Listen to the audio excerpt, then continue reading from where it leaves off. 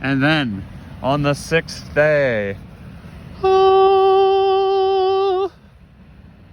it finally happened. We landed a kingfish, the prize above all other prizes, the tastiest of fish, which you might know as yellowtail. It was Sir Samuel who landed the first kingfish. Sir Samuel of the Great Spear felled the mighty Kingfish Charles.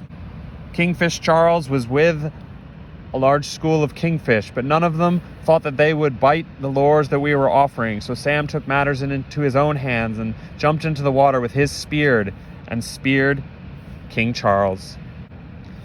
And the next day, divine providence delivered again.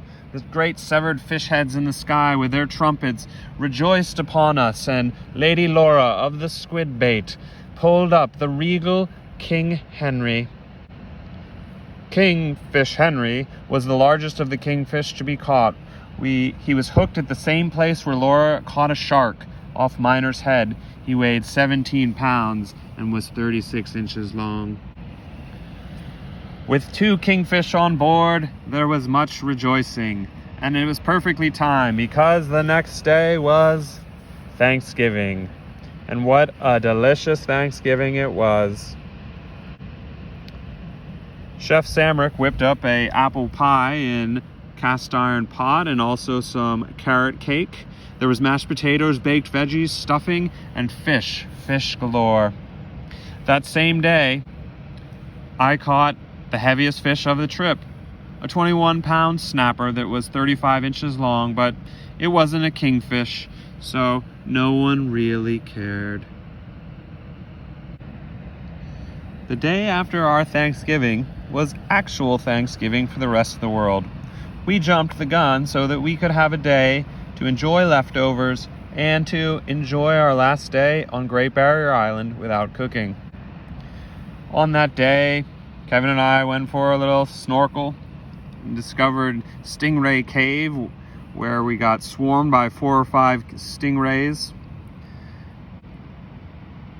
We moved on to find oysters in the rocks and tried to pick them off to share with the crew, but ended up eating way more oysters standing there in the water as if we were the walrus and the carpenter.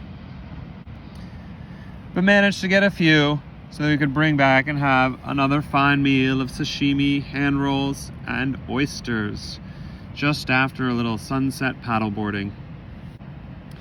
And the next day, we sailed back to the North Island. We left Great Barrier and set sail across the Hauraki Gulf to Gulf Harbor, where Sam had a temporary slip in a marina. Gulf Harbor was about a 35-minute ferry ride north of Auckland. When we arrived there, it was time to clean Havili, so everything overboard, hose down, everything on the deck. Clean up the inside, clean up the outside.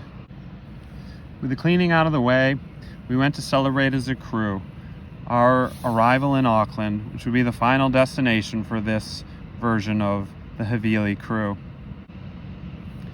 The meal wasn't as good as what we had been eating on board. It had maybe been New Zealand's soggiest excuse for pizza and a burger, but we didn't hold it against New Zealand. We celebrated all the same.